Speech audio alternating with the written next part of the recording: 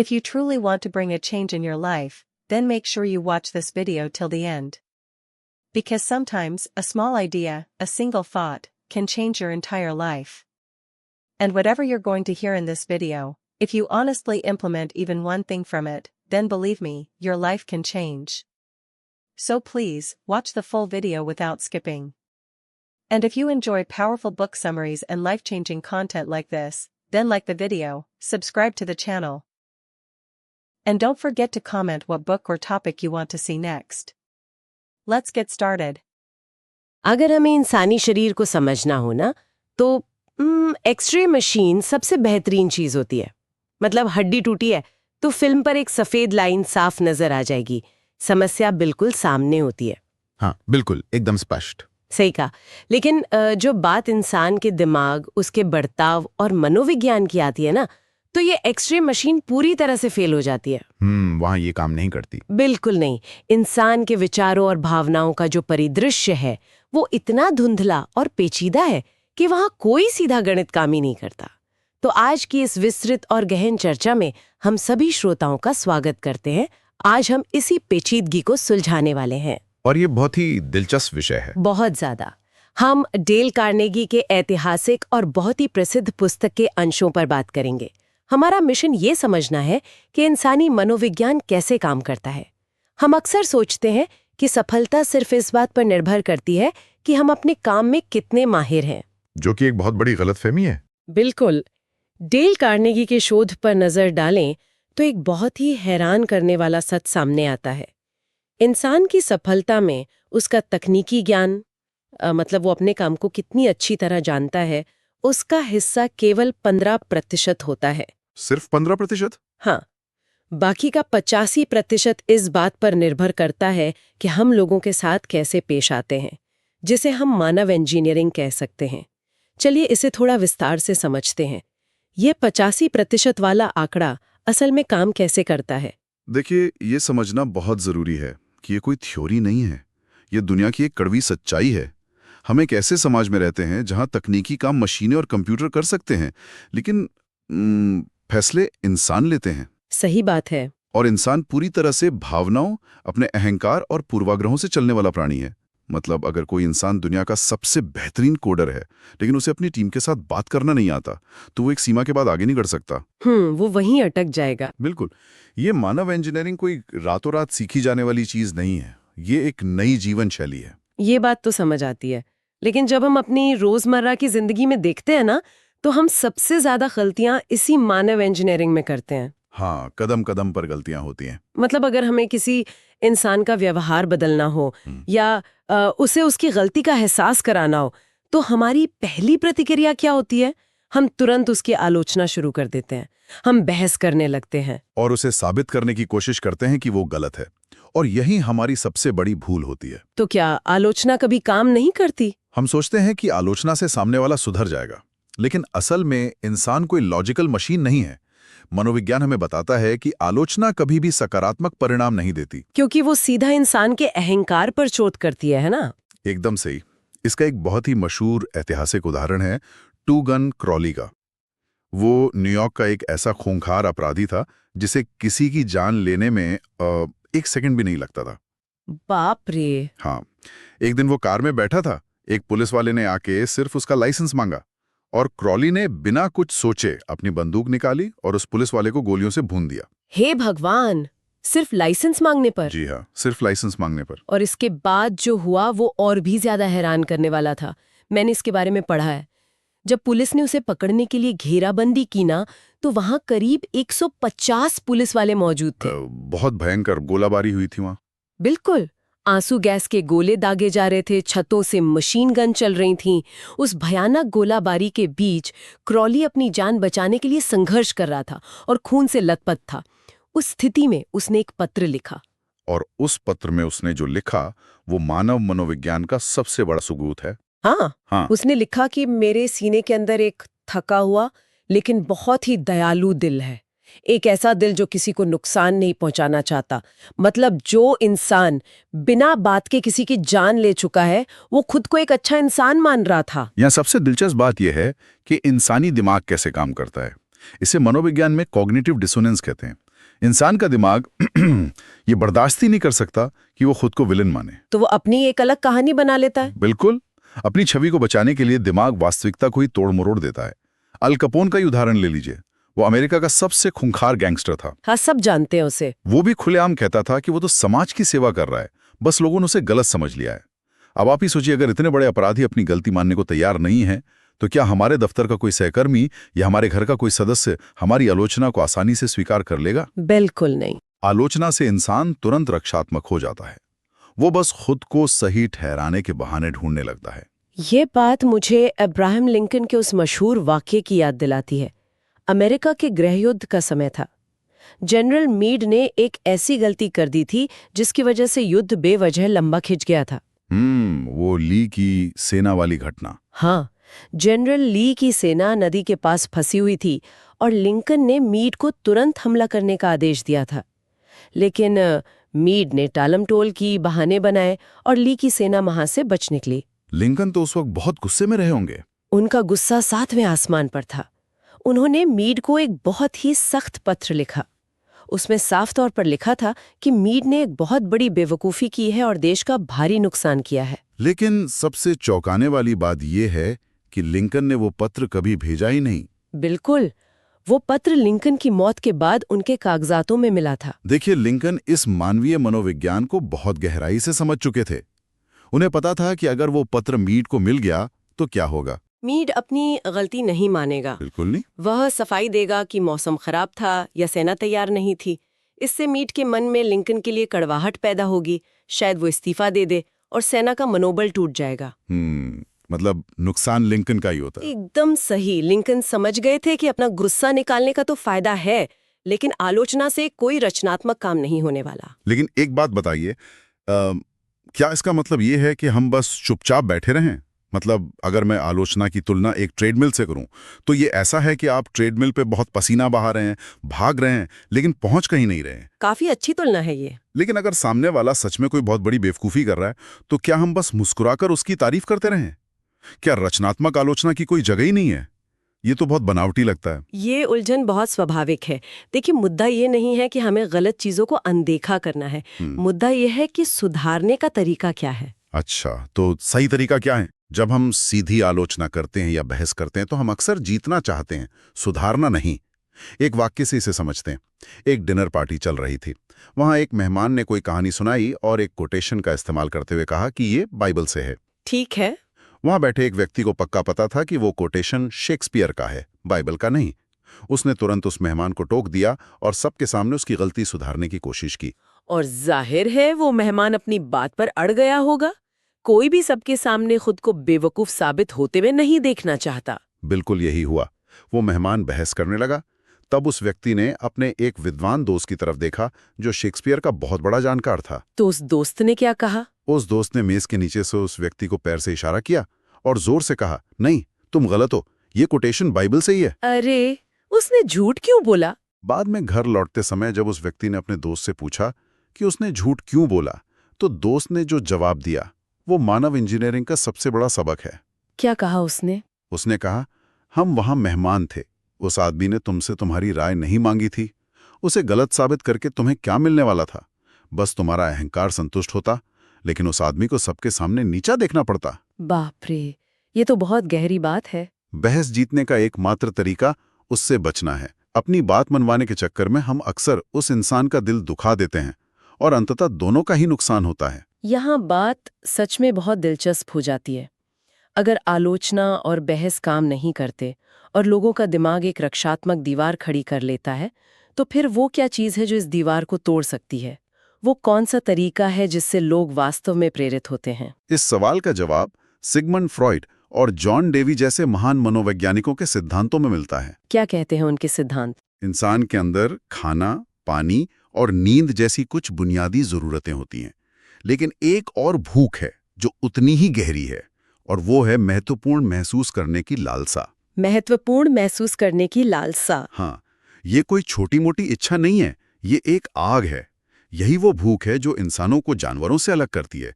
जानवरों को सिर्फ पेट भरना है, लेकिन इंसान को अपना अस्तित्व, अपना महत्व साबित करना है। हर इंसान ये महसूस करना चाहता है कि दुनिया में उसकी कोई अहमियत है। और जो इंसान दूसरों की इस भूख को शांत करना सीख जाता है वो कुछ भी कर सकता है।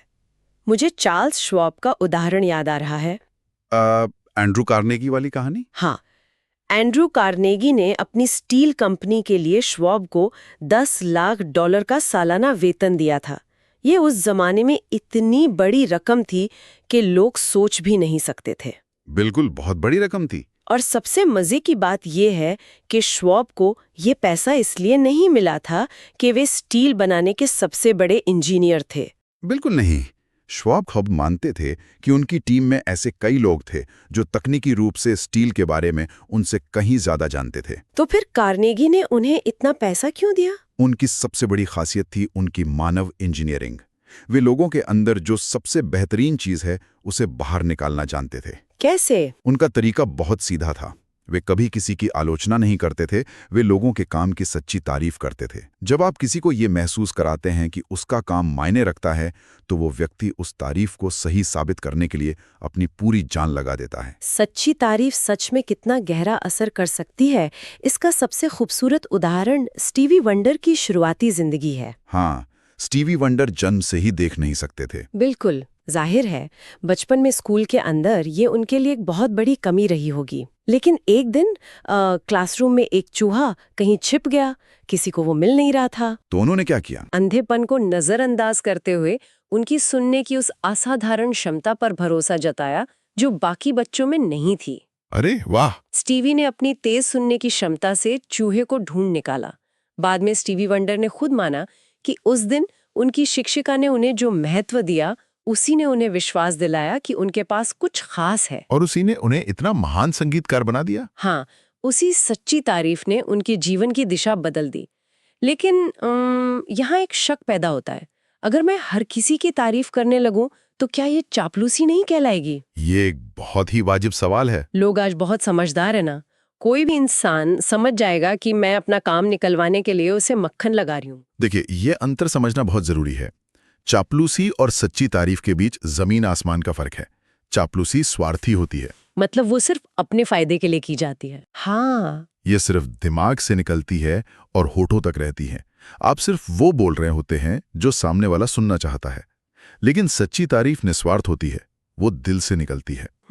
समझ रही हूँ। मैक्सिको के जनरल ओब्रेगॉन का एक बहुत ही शानदार कथन है।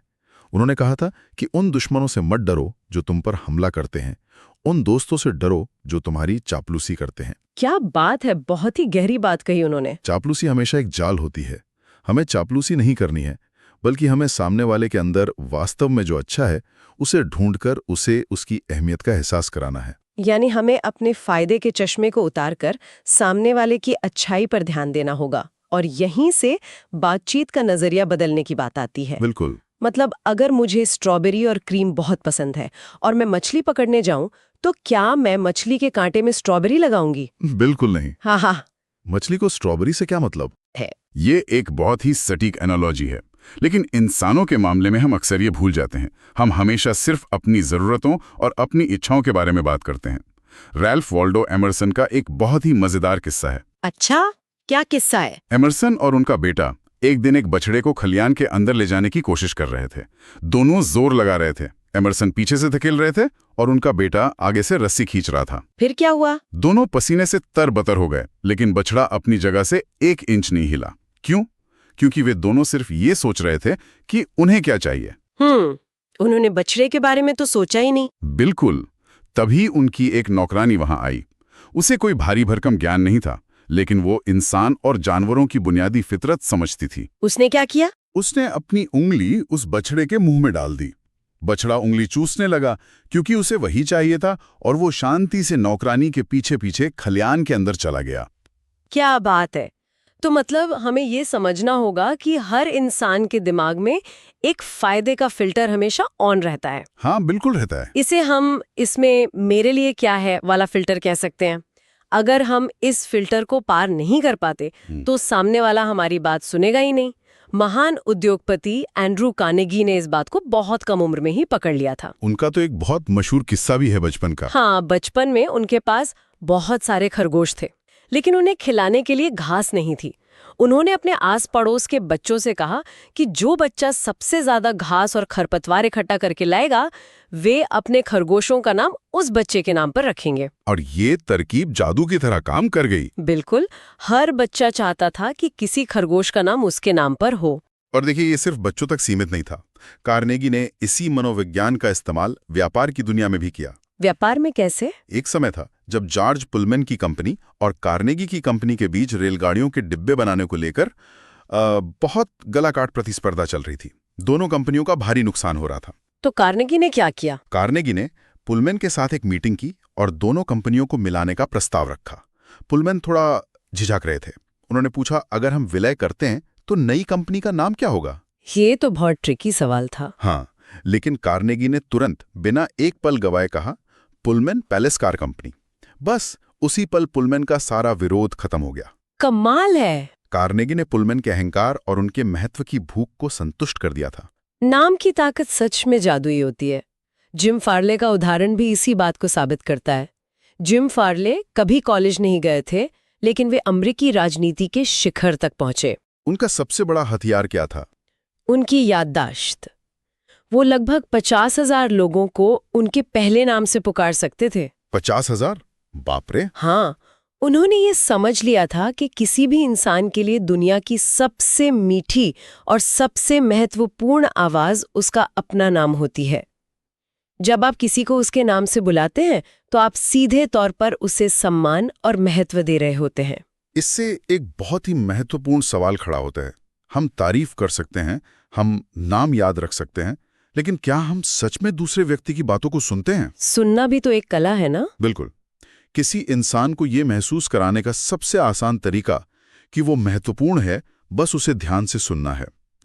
एक वाकया है जहां एक डिनर पार्टी में एक वनस्पति विज्ञानी मौजूद था, जो पौधों के बारे में बात करते हैं। हाँ, वो घंटों तक विदेशी पौधों, इंडोर गार्डन और खेती के बारे में बात करता रहा। जो व्यक्ति उसकी बात सुन रहा था, उसने शायद ही पूरे समय में 2-4 शब्द बोले हों। वो बस ध्यान से पूरी दिलचस्पी के साथ सुनता रहा। अच्छा, फिर? पार्टी खत्म होने के बाद उस वनस्पति विज्ञानी ने उस व्यक्ति की बहुत तारीफ की और कहा कि वो दुनिया के सबसे बेहतरीन वार्तालापकर्ताओं में से एक है। ये तो कमाल है। मतलब बिना कुछ बोले ही आप बातचीत के महारथी बन गए। हाँ। सिर्फ इसलिए क्योंकि आपने सामने वाले को बोलने का मौका दिया और उसे महसूस कराया कि उसकी बातें बहुत कीमती हैं। हम सबको कोई ऐसा चाहिए जो हमारी बात सुने, हमारी उपलब्धियों को सराहे। जब आप किसी को सुनते हैं तो आप उसे उसके ब्रह्मांड का केंद्र बना देते हैं। बिल्कुल सही कहा आपने। ये सारी बातें सुनने में बहुत अच्छी लगती है और रोजमर्रा की जिंदगी में बहुत काम भी आ सकती हैं। लेकिन चलिए एक बहुत ही मुश्किल स्थिति पर बात करते हैं। मान लीजिए मैंने सामने वाले की तारीफ भी कर दी, उसे सुन भी लिया, लेकिन क्या हो जब किसी मुद्दे पर टकराव हो ही जाए? टकराव तो होते ही हैं। या उससे भी बड़ी बात, क्या हो जब बहस के बीच में मुझे अचानक एहसास हो कि मैं खुद 100% गलत हूं? देखिए, इस स्थिति के लिए कूटनीतिक समर्पण का नियम है, जिसे टैक्टिकल सरेंडर कहते हैं। सबसे पहली बात, कभी भी किसी के मुंह पर यह मत कहिए कि तुम गलत हो। क्यों? इससे क्या होता है? जैसे ही आप ये कहते हैं, आप उस व्यक्ति की बुद्धि और उसके आत्मसम्मान पर सीधा हमला कर देते हैं। अमेरिका के संस्थापकों में से एक बेंजामिन फ्रैंकलिन ने अपनी युवावस्था में बहुत सारे दुश्मन बना लिए थे, क्योंकि वे हमेशा लोगों को गलत साबित करने में लगे रहते थे। तो उन्होंने इसे कैसे सुधारा? बाद में उन्होंने अपनी शब्दावली से निश्चित रूप से, निस्संदेह या बिल्कुल नहीं जैसे शब्दों को हमेशा के लिए हटा दिया। और उनकी जगह क्या इस्तेमाल किया? इसके बजाय उन्होंने मुझे ऐसा लगता है, मेरी समझ से, या हो सकता है मैं गलत हूं लेकिन, कहना शुरू कर दिया। इन छोटे शब्दों ने उनके विरोधियों का सारा गुस्सा शांत कर दिया। और लोग उनकी बातें ध्यान से सुनने लगे? बिल्कुल। और अगर गलती हमारी अपनी हो तो क्या करें? यहाँ वो कुत्ते वाली कहानी बिल्कुल फिट बैठती है। अरे हाँ, रेक्स वाली कहानी। हाँ, एक लेखक अपने कुत्ते रेक्स को बिना मजल, मतलब वो जो मुंह पे बांधने वाली जाली होती है ना, उसके बिना एक पार्क में घुमा रहे थे। कानून के हिसाब से ये गलत था। एक पुलिस वाले ने उन्हें पकड़ लिया और कड़ी चेतावनी दी कि अगली बार कुत्ता बिना मजल के दिखा तो वो उन्हें सीधा कोर्ट ले जाएगा। बिल्कुल। कुछ दिन बाद लेखक फिर से उसी कुत्ते को बिना मजल के घुमा रहे थे और अचानक वही पुलिस वाला सामने आ गया। अब ऐसे में ज्यादातर लोग क्या करते हैं? ज्यादातर लोग बहाने बनाते हैं। वे कहेंगे कि कुत्ता बहुत छोटा है, ये किसी को नहीं काटेगा, या पार्क में कोई नहीं था। हाँ, अक्सर लोग यही करते हैं। लेकिन लेखक ने ऐसा कुछ नहीं किया। लेखक ने पुलिस वाले के बोलने से पहले ही खुद आगे बढ़कर कहा कि मैं पूरी तरह से गलत हूँ, आपने मुझे पिछली बार भी चेतावनी दी थी, मेरे पास कोई बहाना नहीं है, मैंने कानून तोड़ा है और आप मुझे सजा दीजिए। और ऐसा करने के पीछे का मनोविज्ञान समझिए। जब आप अपनी गलती खुद मान लेते हैं तो आप सामने वाले व्यक्ति के हाथ से हथियार छीन लेते हैं। पुलिस वाले के पास अपनी अथॉरिटी दिखाने का कोई तरीका ही नहीं बचा। एकदम सही। जब लेखक ने खुद को सबसे नीचे रख लिया तो पुलिस वाले का अहंकार अपने आप संतुष्ट हो गया। अब अपना बड़प्पन दिखाने के लिए पुलिस वाले के पास केवल एक ही रास्ता था, उदारता दिखाना। हाँ, उसने तुरंत कहा, अरे कोई बात नहीं, कुत्ता छोटा है, शायद ही किसी को परेशान करे, और उसने लेखक को बिना किसी जुर्माने के जाने दिया। लेकिन यहाँ मुझे एक बहुत बड़ी शंका है। हम जिस दुनिया में रहते हैं वो बहुत चालाक है। अगर हम अपनी गलती तुरंत मान लें तो क्या ये हमारी कमजोरी नहीं दर्शाता? कई लोगों को ऐसा लगता है। क्या लोग इसका फायदा उठाकर हमें कमजोर नहीं समझेंगे और हमें और ज्यादा नहीं दबाएंगे? ये एक बहुत ही आम गलतफहमी है। हमें लगता है कि अपनी गलती मानने से हम छोटे हो जाएंगे, लेकिन असल में अपनी गलती मानने के लिए बहुत ज्यादा साहस और चरित्र की गहराई चाहिए होती है। ऐसा कैसे? ये आपको भीड़ से एकदम अलग कर देता है, क्योंकि भीड़ हमेशा बहाने बनाती है। इस बात का सबसे ताकतवर उदाहरण गेटिसबर्ग के युद्ध से मिलता है। जनरल रॉबर्ट ई ली की सेना ने पिकेट का हमला किया था, जो पूरी तरह से विफल रहा। हजारों सैनिक मारे गए और ये साफ हो गया कि दक्षिण की सेना ये युद्ध हार चुकी है। उस वक्त जनरल ली के पास बहुत सारे बहाने थे, है ना? बिल्कुल। वे चाहते तो घुड़सवार सेना को दोष दे सकते थे, या कह सकते थे कि उनके मातहत जनरलों ने आदेशों का ठीक से पालन नहीं किया। तो उन्होंने क्या किया? जब उनकी बची खुची, खून से लथपथ और हारी हुई सेना वापस लौट रही थी तो जनरल ली अपने घोड़े पर सवार होकर उनके पास गए। उन्होंने अपनी सेना से नजरें मिलाईं और एक बहुत ही साहसिक बात कही। क्या कहा उन्होंने? उन्होंने कहा, ये सब मेरी गलती है, केवल मैंने ये युद्ध हारा है। जरा सोचिए, एक सेनापति अपनी हार का पूरा बोझ अपने कंधों पर ले रहा है। ये तो सच में बहुत बड़ी बात है। इस एक वाक्य ने उनके सैनिकों के दिलों में उनके प्रति जो सम्मान और वफादारी पैदा की, वो इतिहास में अमर हो गई। एक कमजोर इंसान हमेशा दूसरों पर उंगली उठाता है। केवल एक बेहद मजबूत इंसान ही बिना किसी शर्त के अपनी जिम्मेदारी ले सकता है। तो इन सब का असल में क्या मतलब है? अगर हम आज की इस पूरी गहरी चर्चा के धागों को एक साथ पिरोएं तो कुछ बहुत ही साफ और स्पष्ट बातें निकल कर आती हैं। बिल्कुल। सबसे पहले आलोचना की उस ट्रेडमिल से नीचे उतरिए जो आपको थका तो रहा है लेकिन कहीं पहुंचा नहीं रहा है। बहस से बचिए। लोगों के अंदर छुपी हुई उस महत्वपूर्ण महसूस करने की लालसा को पहचानिए। उनके साथ चापलूसी मत कीजिए, बल्कि उनकी अच्छाइयों को ढूंढकर सच्ची तारीफ कीजिए। और हर इंसान के दिमाग में जो फाइंडे का फिल्टर लगा है उसे समझिए। बिल्कुल। अपनी बातचीत को हमेशा उनके नजरिए से ढालिए। लोगों का नाम याद रखें, उन्हें पूरे ध्यान से सुने, और सबसे जरूरी बात, अगर आप कभी गलत हों तो उसे तुरंत पूरे साहस और बिना किसी बहाने के स्वीकार कर लीजिए। अगर हम इसे बड़े परिप्रेक्ष्य से जोड़कर देखें तो ये स्पष्ट हो जाता है कि ये केवल कुछ तरकीबें या टिप्स नहीं है, ये एक पूरी मानसिकता है, एक जीवन शैली है। हाँ, ज्ञान का असली मूल्य उसे केवल जान लेने में नहीं है, बल्कि उसे अपने व्यवहार में लागू करने में है। दुनिया के सबसे बेहतरीन सिद्धांत तब तक बेकार हैं जब तक वो आपकी आदत न बन जाए। सही बात है। इंसान को समझना, उसके नजरिए को सम्मान देना और उसके अहंकार को चोट पहुंचाए बिना उससे जुड़ना एक ऐसी कला है जिसे सिर्फ लगातार अभ्यास से ही निखारा जा सकता है। और यही अभ्यास जीवन में वो 85% सफलता तय करता है। इस चर्चा को खत्म करते हुए एक बहुत ही दिलचस्प सवाल सामने आता है जिस पर विचार किया जाना चाहिए। क्या सवाल है वो? आज हमने पूरे विस्तार से देखा और समझा कि जीवन में किसी भी इंसान की सफलता इस बात पर निर्भर करती है कि वो दूसरे इंसानों को कितनी अच्छी तरह समझता है। इंसानियत और मनोविज्ञान की ये समझ हमारे जीवन का आधार है। बिल्कुल। तो फिर ऐसा क्यों है कि हमारी पूरी शिक्षा प्रणाली आज भी अपना लगभग पूरा ध्यान, अपने सारे स्कूल, कॉलेज और संसाधन केवल उन 15% तकनीकी कौशलों को रटाने में लगाती है? हम गणित, विज्ञान और कोडिंग तो सिखाते हैं, लेकिन इंसान से जुड़ना नहीं सिखाते। ये सच में एक बहुत बड़ा सवाल है। क्या ये समय नहीं आ गया है कि हम अपने शिक्षा प्रणाली और अपने जीवन के पाठ्यक्रम को इस सच्चाई के हिसाब से फिर से परखें?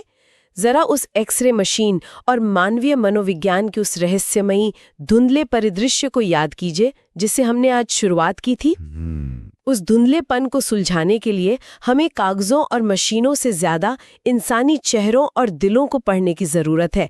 इसी विचार के साथ श्रोताओं के लिए यह सवाल छोड़ते हुए आज की इस विस्तृत चर्चा को हम यहीं विराम देते हैं।